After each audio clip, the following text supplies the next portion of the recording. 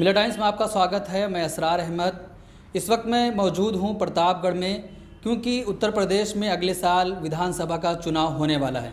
तमाम पार्टियां अपने स्तर पर तैयारी कर रही हैं, कार्यकर्ताओं की मीटिंग हो रही है और पदाधिकारियों की भी मीटिंग हो रही है। लगातार जनता में जाने की बातें चल रही हैं। हमारे साथ मौजूद हैं मशहूर शायर शहजादा कलीम साहब। हम इनसे बात करेंगे क्योंकि ये समाजवादी पार्टी की विचारधारा के हैं और ये चाहते हैं कि फिर से समाजवादी पार्टी की सरकार उत्तर प्रदेश में बने। करीम भाई, आपका स्वागत है मिल्लत टाइम्स में। बहुत बहुत शुक्रिया। मिल्लत टाइम्स के जितने भी सामीन हैं, जितने भी नाजरीन हैं, उन सब का तहे दिल से शुक्रिया। आपने ये खूबसूरत मौका फराहम किया इन सब से गुफ्तगू करने का। आपसे सबसे पहला सवाल ये कि आप मुशायरे की दुनिया में थे, तो क्या वजह बनी, क्या ज़रूरत थी कि आप सियासत में आए? दरअसल सियासत और मुशायरे को जोड़ के देखना ये बेहतर नहीं होगा। अदब का हमेशा ये काम रहा है कि जब जब भी सियासत के कदम लड़खड़ाए हैं, अदब और साहित्य ने हमेशा उन्हें बढ़कर सहारा दिया है। अगर हिंदुस्तान की तारीख को अगर आप उठाकर देखेंगे तो जंग आज़ादी के पहले डॉक्टर अल्लामा इकबाल ने सियासत में पूरी तरह से दखल दिया। अपनी नज़मों के ज़रिए से, अपने अशार के ज़रिए से हमेशा जंग आज़ादी के मुजाहिदों को उन्होंने हमेशा बेदार करने का काम किया है। उनकी नज़मों से लोग कहीं ना कहीं बेदार होकर जंग आज़ादी की लड़ाई लड़ते थे। और जब देश का बंटवारा हुआ तो बदनसीबी हमारी की वो पाकिस्तान चले गए। आज़ादी के बाद भी आपने ये सुना होगा, आपने ये पढ़ा होगा कि राष्ट्रकवि रामधारी सिंह दिनकर का एक वाक़या बहुत मशहूर है। जब संसद की सीढ़ियों से उतरते हुए पंडित जवाहरलाल नेहरू के कदम फिसलते हैं तो अचानक बढ़ करके रामधारी सिंह दिनकर उन्हें थाम लेते हैं, उनकी बाहों को पकड़ लेते हैं। उस वक्त तंज़िया लहजे में पंडित जवाहरलाल नेहरू ये कहा था कि रामधारी सिंह जी, अगर आपने आज मुझे संभाला ना होता तो मैं तो गिर गया होता। रामधारी सिंह दिनकर ने जो जवाब उस वक्त दिया था वो आपके सवाल का शायद आज सबसे बड़ा जवाब होगा। रामधारी सिंह दिनकर ने उस वक्त कहा था कि सियासत के कदम जब जब भी लड़खड़ाए हैं, अदब और साहित्य ने हमेशा बढ़ के उन्हें सहारा दिया है। आज दौर ये नहीं, हिंदुस्तान में जिस तरह से 2014 के बाद से माहौल क्रिएट है, जिस तरह से जुल्म का एक सिलसिला चल निकला है, जिस तरह से किसानों पर जुल्म ढाए जा रहे हैं, जिस तरह से मॉब लिंचिंग हो रही है, जिस तरह से नौजवानों में बेरोज़गारी पैदा हो रही है, जिस तरह से माशी एतबार से फाइनेंशियल कंडीशन पूरे देश की ख़राब हुई है, जिस तरह से महंगाई आज पूरे देश में पैर पसार चुकी है, आवाम का जीना बिल्कुल दूभर हो चुका है, मुश्किल हो चुका है। ऐसे दौर में अगर एक कलमकार खामोश रहता है तो वो कलमकार नहीं, उसकी अपनी एक ज़िम्मेदारी है। और सियासत ही वो ज़रिया होता है जहां हम आवाम को फ़ायदा पहुंचा सकते हैं, आवाम की खिदमत कर सकते हैं, इंसानियत के लिए काम कर सकते हैं। तो कलीम भाई, जैसे कि लगातार आप अखिलेश यादव जी के सात मीटिंग आगे चल रही है, आप उनके पार्टी से टिकट भी चाहते हैं, तो सबसे पहला सवाल ये होगा कि जब मुजफ्फरनगर दंगा हुआ, लगातार विपक्षी पार्टियां खास तौर पर MIM जो है वो लगातार सवाल करती है कि मुजफ्फरनगर का दंगा हुआ, अखिलेश यादव साथ नहीं है मुसलमानों के, लेकिन किस तौर पर जाएंगे वो सब मुसलमानों का वोट हासिल करेंगे? देखिए, सबसे बड़ी बदनसीबी ये है कि मैं किसी पार्टी का नाम नहीं लेना चाहता, लेकिन आपने जब सवाल किया है तो जवाब देना मेरा फ़र्ज़ है। 2013 में जब मुजफ्फरनगर का दंगा हुआ था, जो लोग मुजफ्फरनगर दंगे की स्टडी किए हुए हैं, जो ये जानते हैं कि दंगे की शुरुआत कैसे हुई थी और दंगे को क्रिएट कैसे किया गया था, सबसे पहले चीज़ तो हमें ये समझना चाहिए कि मुजफ्फरनगर का जो दंगा हुआ है वो जाटों का वोट को कन्वर्ट करने का बीजेपी और RSS की एक बहुत बड़ी मुहिम और साजिश का हिस्सा था। लेकिन थोड़ी सी गलती उसमें हुई। गलती वो कहीं ना कहीं अपनी तरफ से हुई कि एक बच्चे ने एक बच्ची को छेड़ दिया था, उसके बाद वहाँ से मामला आगे बढ़ा। लेकिन जो समाजवादी पार्टी में ये इल्ज़ाम लगता है कि मुजफ्फरनगर का दंगा समाजवादी पार्टी ने करवाया, हमें ये समझना चाहिए कि अगर हमारी सरकार है तो हम अपनी सरकार में कोई अब दाग अपने दामन पर क्यों लेंगे। मैं पूरे एतमाद के साथ कह रहा हूँ कि कोई भी ज़हीन शख्स इस प्रदेश, इस देश का पूरी दलील के साथ ये कह दे और ये साबित कर दे कि अखिलेश यादव ने या समाजवादी पार्टी ने मुजफ्फरनगर का दंगा कराया था, मैं ऑन माइक आज ये आपको ऐलान करता हूं कि मैं समाजवादी पार्टी से हमेशा के लिए अपने रिश्ते ख़त्म कर लूँगा। या तो जो लोग समाजवादी पार्टी पर इल्ज़ाम लगाते हैं, सबसे पहले मुजफ्फरनगर के दंगे की स्टडी कर लें, कायदे से समझ लें कि वो दंगा हुआ कैसा था। वो दंगा सिर्फ और सिर्फ बीजेपी और RSS की साजिश थी। जाट वोट एक बड़े पैमाने पे समाजवादी पार्टी के पक्ष में था। 2014 की सरकार बनाने के लिए पश्चिमी उत्तर प्रदेश में जाट वोट को जब तक कन्वर्ट न किया जाता तब तक उत्तर प्रदेश में बीजेपी कामयाब न होती, और उत्तर प्रदेश में अगर बीजेपी कामयाब न होती तो 2014 में नरेंद्र मोदी यानी भाजपा की सरकार बनाने में वो लोग कामयाब न होते। दंगा करा के जो उनका मिशन था, जो उनकी सोच थी, जो उनकी ख्वाहिश थी, उस ख्वाहिश को पूरा किए। हाँ, वो अलग बात है कि एक तबका समाजवादी पार्टी पर इल्ज़ाम लगाता है, लेकिन दंगे के बाद की अगर आप कंडीशन को आप देखें तो जितना मुआवजा समाजवादी पार्टी ने दंगा पीड़ितों को दिया है, उतना दंगा आज़ादी के बाद के आज की तारीख में किसी भी दंगा पीड़ित इलाके में या किसी भी दंगा पीड़ित परिवार को किसी भी पार्टी ने नहीं दिया है। मैं फिर ये बात कह रहा हूँ, अगर कोई भी ये साबित कर दे कि समाजवादी पार्टी या अखिलेश ने दंगा कराया है तो मैं हमेशा के लिए समाजवादी पार्टी को अलविदा कहने के लिए तैयार हूँ। लेकिन एक आरोप तो ये मुजफ्फरनगर का था, एक आरोप और लगता है अखिलेश यादव पर कि जो गोरखपुर के विधायक थे जिन्होंने कहा था कि मुसलमान औरतों को कब्रिस्तान से निकालकर उनका रेप करना चाहिए, अखिलेश यादव ने उनको अपने पार्टी में शामिल कर लिया। वो सुनील सिंह तो थे, वो सुनील सिंह थे, विधायक नहीं थे, भाजपा के एक नेता थे और बीजेपी में पहले वो थे, लेकिन अभी वो समाजवादी पार्टी ज्वाइन कर लिए। देखिए, सबसे पहले चीज़ जो आपने जिस पार्टी का नाम लिया, उस पार्टी का जो इल्ज़ाम ये लगता है कि सुनील सिंह को अखिलेश यादव जी ने समाजवादी पार्टी में शामिल किया और उन्होंने ये बयान दिया था कि मुस्लिम औरतों को कब्रों से निकाल कर उनका बलात्कार करना चाहिए। हम आप जिस मज़हब को मानने वाले हैं, मैं उस मज़हब की एक तारीख़ उठाकर मैं अपने उन नौजवानों से एक बात करना चाहता हूँ। शायद उन्हें याद हो, तारीख़ का एक हिस्सा है कि नबी करीम सल्लल्लाहु अलैहि वसल्लम जब मक्का फ़तेह करने के लिए आए तो उस वक्त अबू सुफियान की वाइफ की बीवी हिंदा की तारीख़ ये है, अबू सुफियान वो शख्स था जिसने नबी करीम सल्लल्लाहु अलैहि वसल्लम को मक्का से हिजरत करके मदीना जाने के लिए बेबस किया था। अबू सुफियान वही शख्स था जिसने नबी करीम सल्लल्लाहु अलैहि वसल्लम के सर पर, नबी करीम सल्लल्लाहु अलैहि वसल्लम के ऊपर इतने पत्थर बरसवाए थे कि नबी करीम सल्लल्लाहु अलैहि वसल्लम के पैर की जूतियाँ खून से भर गई थी। जब नबी करीम सल्लल्लाहु अलैहि वसल्लम मक्का फ़तेह करने के लिए आए तो सुफियान बहुत बेचैन हो गया और सुफियान को क़ैद करके नबी करीम सल्लल्लाहु अलैहि वसल्लम के सहाबा इकराम जब सुफियान को क़ैद करके नबी करीम सल्लल्लाहु अलैहि वसल्लम के पास पहुँचे तो नबी करीम सल्लल्लाहु अलैहि वसल्लम ने सबसे पहले ये कहा कि अबू सुफियान के हाथ को छोड़ दो। उन्होंने सामने बिठाया अबू सुफियान को और अबू सुफियान को पानी पिलाने के लिए कहा और ये कहा कि अबू सुफियान जाओ, अपने घर में जाओ और जो तुम्हारे पास तुम्हारे घर में आके पनाह ले लेंगे, हम उन पर हमला नहीं करेंगे। आपके साथ जो लोग आना चाहे तो हाँ, अगर आप लड़ाई करोगे तो हम आप पर हमला करेंगे, जंग करेंगे आपसे, लेकिन अगर आप शांति से अपने घर में पनाह ले लेते हो तो हम आपके किसी भी शख्स पे या आदमी पर हम हमला नहीं करेंगे। अबू सुफियान अपने घर गया, अपनी बीवी हिंदा से ये बात बताई। ये वही हिंदा है जिसने नबी करीम सल्लल्लाहु अलैहि वसल्लम के चचा हमज़ा रज़ी अल्लाह ताला अन्हु को जंग में उनका कलेजा निकाल कर कलेजा चबा गई थी, सीना चाक करके कलेजा चबा गई थी।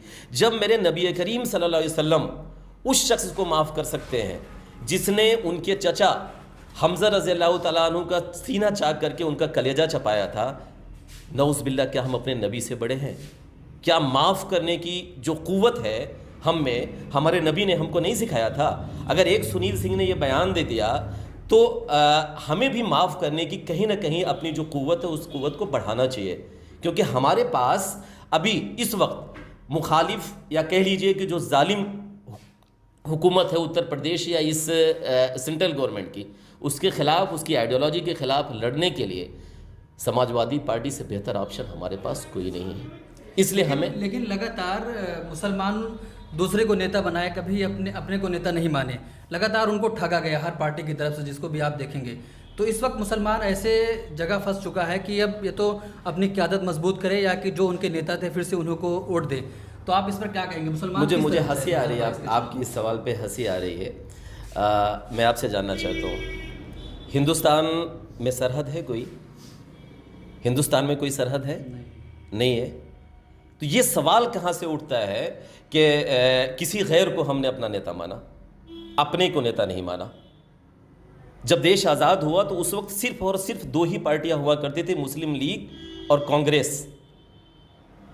उस वक्त मुसलमानों के पास ऑप्शन था, मुसलमान मुस्लिम लीग की हिमायत कर सकता था, लेकिन मुसलमानों ने अक्सरियत में कांग्रेस पार्टी की हिमायत की।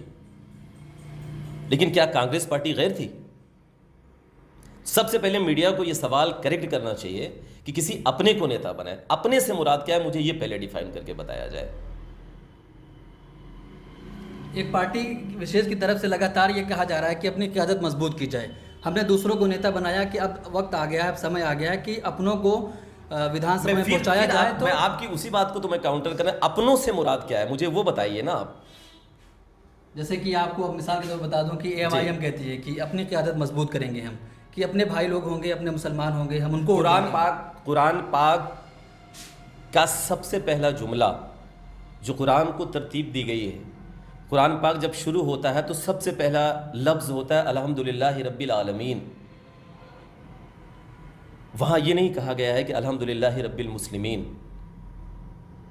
सबसे पहले हमको इस चीज़ को समझना होगा, हम मुसलमान हैं, जिस मज़हब को मानते हैं वो मज़हब हमें इस बात की इजाज़त ही नहीं देता कि हम सिर्फ मुसलमान को अपना समझें। इस्लाम ने हमको आपको ये दर्स दिया है, हमको आपको ये तालीम दी है कि अगर हमारा आपका एक पड़ोसी भूखा रहता है तो हमारे आप पे निवाला हराम होता है। ये नहीं कहा गया कि वो मुसलमान पड़ोसी है या हिंदू पड़ोसी है।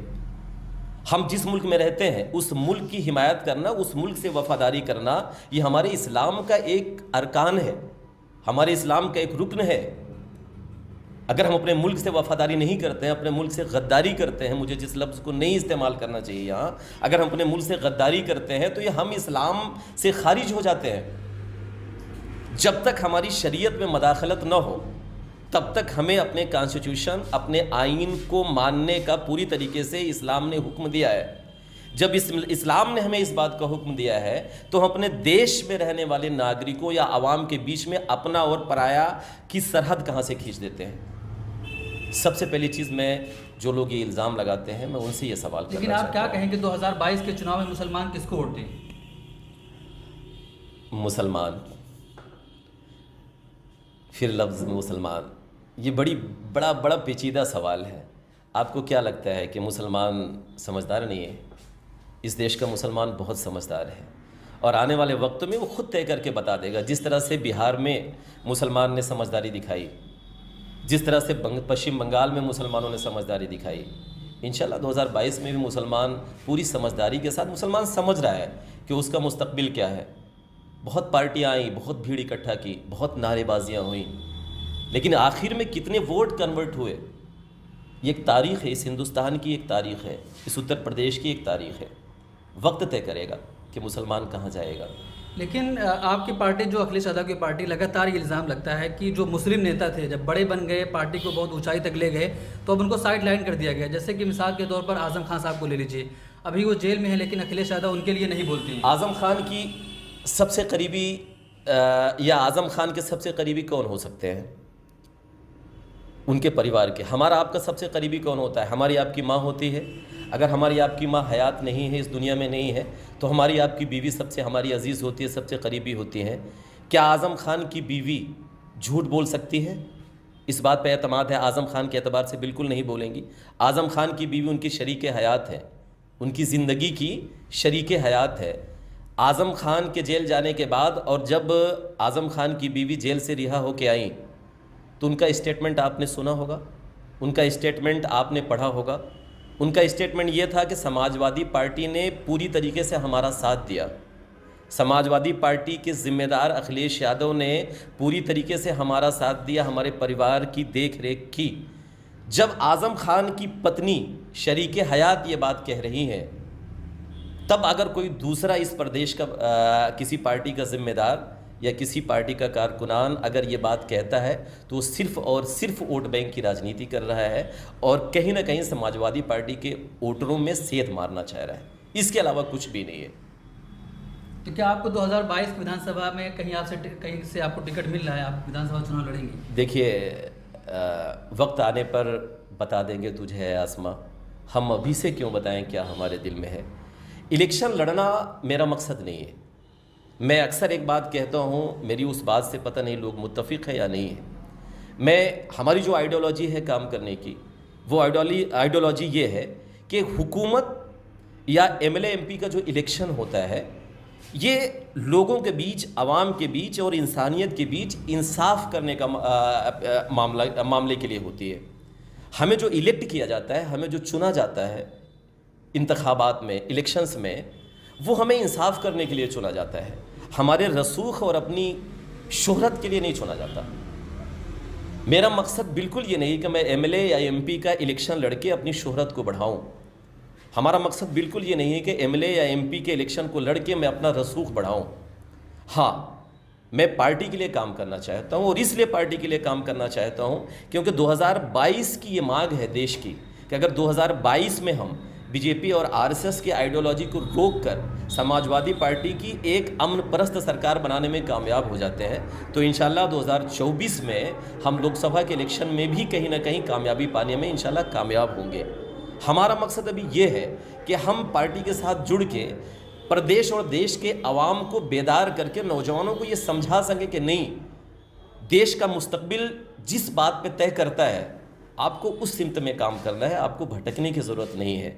इलेक्शन लड़ना तो बात की बात है, पार्टी अगर हुक्म देगी तो वो फिर देखा जाएगा क्या होता है, लेकिन अभी हमारा कोई ऐसा इरादा नहीं है। अभी हमारा इरादा सिर्फ़ और सिर्फ पार्टी में काम करना है, नौजवानों को बेदार करना है और सियासत के लिए बेदार करना है, क्योंकि हमारे आपके मज़हब ने भी हमें ये बात कही है कि सबसे पहले हम तालीम हासिल करें, तालीम हासिल करने के बाद हम तिजारत करें, और तिजारत करने के बाद हमको सियासत करनी चाहिए। क्योंकि आप तालीम हासिल करने के बाद जब आप कहीं ना कहीं आपका जहन बेदार हो जाता है, आप चीज़ों को समझने और सोचने की क़ुव्वत जब आपके अंदर पैदा हो जाती है, तब माशी एतबार से आपको तिजारत या प्रोफेशन या नौकरी करनी पड़ती है। जब आपके पास पैसा आ जाता है तब आपके घर के सामने नाली होगी या पक्की सड़क, ये ना तो पैसा तय करता है और ना ही तालीम तय करती है, ये सियासत तय करती है। जो भी योजनाएं होती हैं, जो भी तरक्की के ज़रिए होते हैं, ज़राए होते हैं, वो सब सियासत तय करती है। इसलिए मुसलमानों को मैं ख़ास करके मुस्लिम नौजवानों से ये गुजारिश और अपील करना चाहता हूँ कि जिस तरह से तुम्हारी कामयाबी के लिए तालीम ज़रूरी है, बिल्कुल उसी तरीके से तुम्हारी कामयाबी के लिए तिजारत और सियासत ज़रूरी है। क्योंकि तालीम हासिल करके अगर तुम IAS PCS भी बन जाते हो, अगर तुम एडमिनिस्ट्रेशन का हिस्सा भी बन जाते हो, तो तुम्हें सचिवालय के एक कमरे में कहीं ना कहीं ज़िला ना दे के, कलेक्टर ना बना के सड़ा दिया जाएगा। सचिवालय में आपकी ज़िंदगी गुजर जाएगी। आप किसी ज़िले के कलेक्टर बनते हो या किसी ज़िले के SP बनते हो, ये मुख्यमंत्री तय करता है। और मुख्यमंत्री बनने के लिए, मुख्यमंत्री की योजनाओं में सहभागिता, हिस्सेदारी बनने के लिए आपको सियासत में आना पड़ेगा। इसलिए तालीम हासिल करने के साथ साथ आपको तिजारत और सियासत में पूरी तरीके से दखल देना पड़ेगा और आपको आना पड़ेगा इस फील्ड में। कोई रास्ता नहीं सियासत के अलावा आपकी तरक्की के लिए। नौजवानों को ये बात समझनी होगी। चलिए, बहुत शुक्रिया। ये थे सैयदा कलीम साहब, जो मशहूर शायर भी हैं और अब सियासत में आना चाहते हैं, एक पार्टी विशेष से जुड़ भी चुके हैं। ये कह रहे हैं कि अगर पार्टी हमें टिकट देती है तो ज़रूर लड़ेंगे, क्योंकि सियासत में आना अभी बहुत ही ज़रूरी है। जिस तरीके से देश का माहौल बनाया जा रहा है, एक विशेष समुदाय को लगातार टारगेट करने की कोशिश की जा रही है, तो ऐसे समय में किसी एक पार्टी को मजबूत करके मुसलमानों को उससे हिस्सेदारी लेनी चाहिए। मिल्लत टाइम्स को आपकी ज़रूरत है, हमारी आप माली मदद करें। हर महीने सिर्फ 100 रुपये और 1 साल के लिए एक साथ सिर्फ 1000 रुपये। रकम भेजने के लिए यहाँ दिए गए फ़ोन पे, गूगल पे और पेटीएम नंबर का इस्तेमाल कर सकते हैं।